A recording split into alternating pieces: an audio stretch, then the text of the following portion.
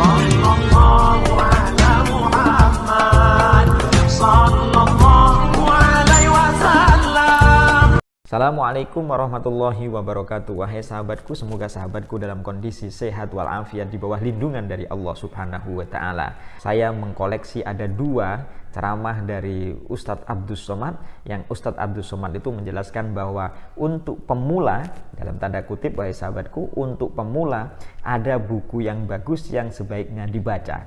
Buku itu adalah buku tulisan dari Haji Sulaiman Rashid. Beliau menyebutkan Haji Sulaiman Rashid, yang ini saya memiliki bukunya dan saya baca bukunya, yaitu Al-Fiqhul Islami, atau diterjemahkan dalam bahasa Indonesia namanya Fikih Islam. Pada kesempatan kali ini saya ingin mengulas pernyataan dari Ustadz Abdus Somad itu, kenapa kira-kira kok Ustadz Abdus Somad itu menunjuk buku ini di samping buku-buku yang lain. Buku ini menjadi sesuatu yang menarik untuk dibahas. Tapi sebelum membahas lebih lanjut, kita ikuti video dari Ustadz Abdus Somad berikut ini. Untuk fikih, antum beli fikih Sulaiman Rashid. Islam Sulaiman Rashid. Saya anjurkan Bapak Ibu beli fikih Islam Sulaiman Rashid, mazhab Syafi'i. Sahabatku, buku ini tulisan dari Haji Sulaiman Rashid. Sulaiman Rashid ini adalah lahir pada tahun 1896 di daerah Liwa, Lampung Barat. Beliau meninggal tahun 1976. Jadi lahir pada tahun 1896 dan juga meninggal pada tahun 1976. Data itu saya ketahui misalnya dalam daftar riwayat hidup sang penulis di sini. Jadi saya tidak mengira-ngira, tetapi memang tertulis di buku ini. Buku ini kira-kira kalau intinya adalah setebal 507 halaman. Karena dia setebal 507 halaman, memang kalau dia mempelajari dengan sungguh-sungguh buku ini, maka sudah cukuplah seseorang untuk mengetahui pada tahap dasar terhadap kajian fikih Islam. Syekh Sulaiman Rashid ini, beliau adalah alumni Al-Azhar Kairo. Dia belajar di sana, mengambil jurusan takhassus fikih dan lulus pada tahun 1935. Menurut keterangan di akhir buku ini, bahwa karya ini atau tulisan ini, buku ini dipelajari tidak hanya oleh orang Indonesia, tapi juga oleh orang yang beragama Islam, dan terutama dari mazhab Syafi'i di Malaysia. Sehingga kita bisa mengetahui misalnya di buku ini, karena saya memiliki cetakan tahun 2007, itu sudah dicetak ulang sebanyak 40, jadi cetakan yang ke-40. Tahun 2007 itu adalah cetakan yang ke-40. Itu menunjukkan bahwa permohonan dan bahwa buku ini laku sangat keras dan juga banyak dicari oleh banyak orang karena dia mencakup berbagai pembahasan tentang fikih. Saya ingin mengulas kenapa Ustadz Abdus Somad memunculkan kitab ini. Yang pertama adalah bahwa buku ini ketika menjelaskan hukum-hukum fikih atau hukum-hukum Islam, cantumkan Al-Quran dan hadis. Jadi buku ini mencantumkan Al-Quran dan hadis dari berbagai pendapat yang ingin disampaikan. Jadi cantolannya ada Al-Quran dan Al-Hadis.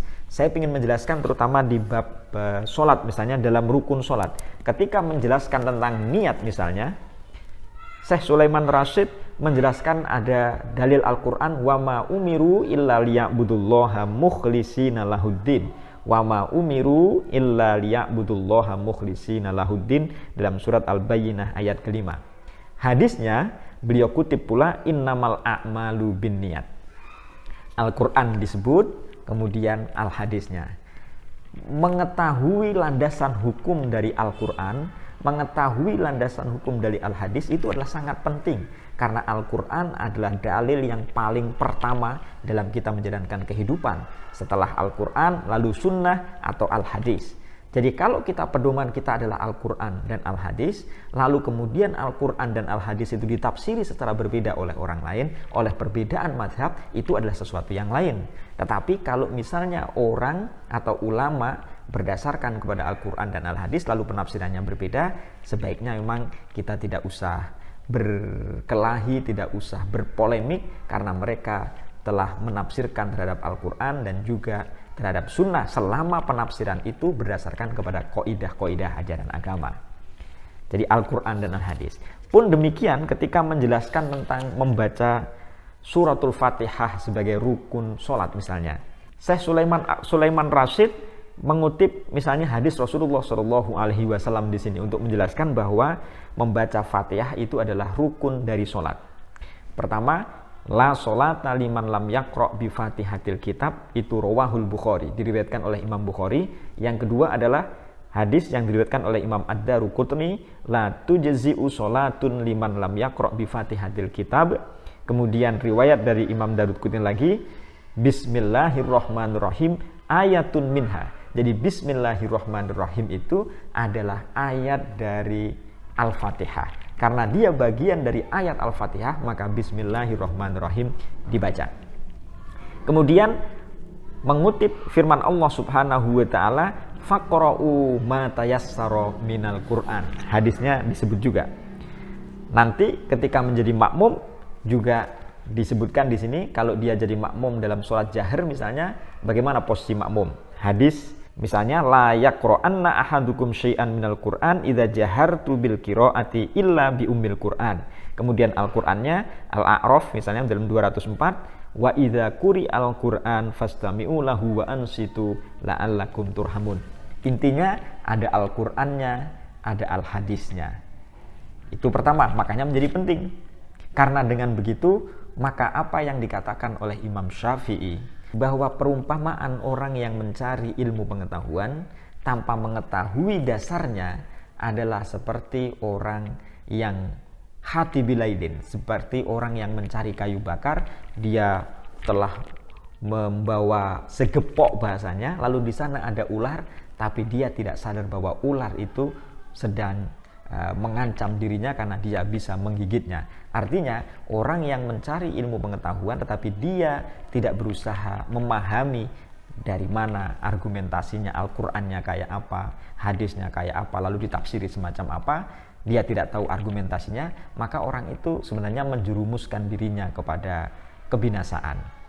Itulah sebabnya orang itu kalau dia memahami agama dengan benar, dia tahu argumentasi para ulama, perbedaan-perbedaan pendapat di kalangan para ulama, argumentasi perbedaannya itu dari apa, maka dia tidak akan meributkan diri terhadap perbedaan itu. Karena perbedaan itu sebenarnya adalah rahmah. Itu yang pertama. Jadi buku ini mencantumkan Al-Quran dan Al-Hadis. Yang kedua, buku ini juga mencantumkan perbedaan pendapat di kalangan para ulama. Walaupun tidak detail, tetapi dijelaskan perbedaan pendapat di kalangan para ulama. Contoh, ketika menjelaskan tentang niat tadi itu, lalu Syekh Sulaiman Rashid menjelaskan bahwa menurut Imam Syafi'i dan Imam Malik, atau dalam mazhab Maliki atau dalam mazhab Syafi'i, niat itu adalah sebagai rukun min arkanis sholat. Dia adalah rukun dari rukun-rukun sholat, sebagian dari rukun-rukun sholat. Tapi menurut Hambali dan juga menurut Hanafi, dia bukan rukun. Menurut Imam Hanafi misalnya, dia adalah syartun. Dia adalah bagian syarat. Kenapa kok dia bagian syarat? Bukan bagian rukun. Karena memang niat itu dari awal sampai akhir, niat itu harus terus-menerus ada. Sehingga kalau rukun kan berarti terpisah-pisah antara satu dengan yang lain. Setelah Fatihah nanti ruku, setelah ruku terus i'tidal. Ini enggak. Kalau niat kan mulai dari awal sampai akhir. Dalam itu misalnya penjelasan yang saya ambil dari kitab Kifayatul Akhyar. Tetapi dalam buku ini, Syekh Sulaiman Rashid menjelaskan bahwa Imam Abu Hanifah misalnya berpedoman kepada hadis tadi, innamal a'malu binniyat, itu ditafsiri sebagai as-sawabnya. Bahwa seseorang kalau misalnya beribadah tapi tidak berniat, ibadahnya sah, tapi tidak berpahala. Jadi hubungannya berpahala. Nanti dalam masalah ini, dalam masalah membaca Fatihah juga sama. Yang di sini misalnya dijelaskan, kalau misalnya menurut Imam Syafi'i, maka seseorang harus membaca Fatihah baik munfarid maupun dia jamaah, maka dia harus tetap membaca Fatihah karena Fatihah adalah ruknun min arkanis shalah. Dia harus baca Fatihah. Tetapi kalau menurut Imam Abu Hanifah berdasarkan ayat ini, faqra'u ma tayassara minal Qur'an, maka dia tidak tidak harus baca Fatihah, yang penting adalah membaca sebagian dari Al-Quran. Tidak harus baca Fatihah, tetapi cukup membaca ayat dari Al-Quran, sebagian dari ayat Al-Quran. Jadi kitab ini atau buku ini pertama tadi menjelaskan ada Al-Qur'annya, ada Al-Hadisnya, dan sangat bagus. Kemudian menjelaskan perbedaan pendapat di kalangan para ulama. Dengan perbedaan itu, hidup kita ini akan menjadi indah. Kenapa kok oleh Ustadz Abdul Somad dikatakan sebagai pemula? Benar, dikatakan sebagai pemula. Misal dalam membaca suratul Fatihah di sini memang tidak dijelaskan bagian dari perdebatan ulama tentang Bismillahirrahmanirrahim. Apakah dia jahar atau dia sirri atau tidak dibaca sama sekali, tidak dijelaskan di sini.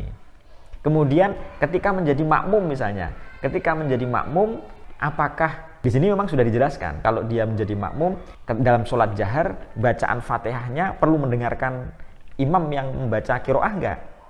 Di sini dijelaskan ada satu pendapat yang mengatakan karena dia sedang membaca rukun, yaitu membaca suratul Fatihah, maka ketika imam membaca surat dalam Al-Quran setelah Fatihah itu tidak mendengarkan nggak apa-apa. Kenapa? Karena dia juga sedang menjalankan rukun yang lain.